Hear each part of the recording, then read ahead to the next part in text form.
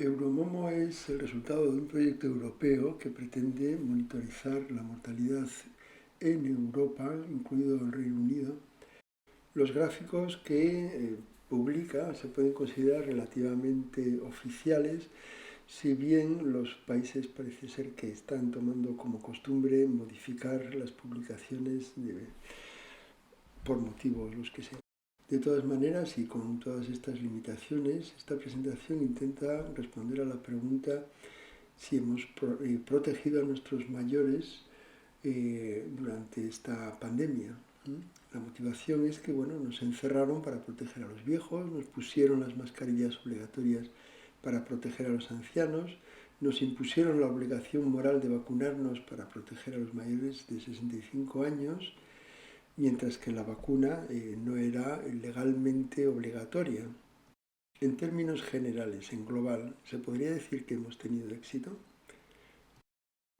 Estos son las muertes agregadas de todos los países considerados, publicadas en Euromomo.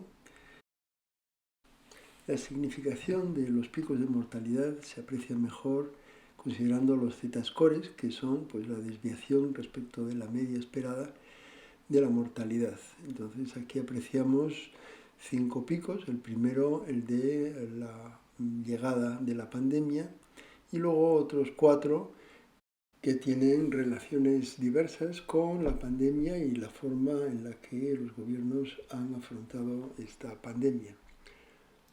Revisamos estos z-scores por franjas de edad, podremos responder parcialmente a la pregunta.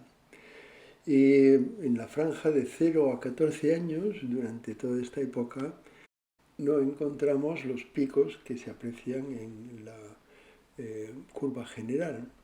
Si nos vamos a la franja entre 15 y 44 años, que es una franja bastante ancha, tampoco se aprecian estos picos, quizás un poco en el año 2022, hacia principios del año 2022, pero ya en la franja entre 45 y 64 años ya se aprecian con claridad estos picos. Sería interesante considerar qué es lo que ocurre en la franja entre 55 y 64 años, pero eso no nos da.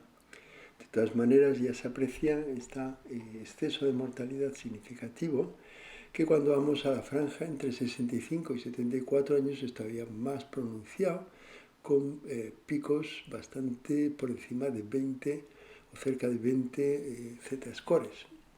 Los 4 últimos picos pueden parecer pequeños comparados con el primero, pero hay que recordar que en el primer pico de la pandemia hubo una gran mortalidad en las residencias de ancianos que llegó a escándalo público que ha quedado más o menos olvidado.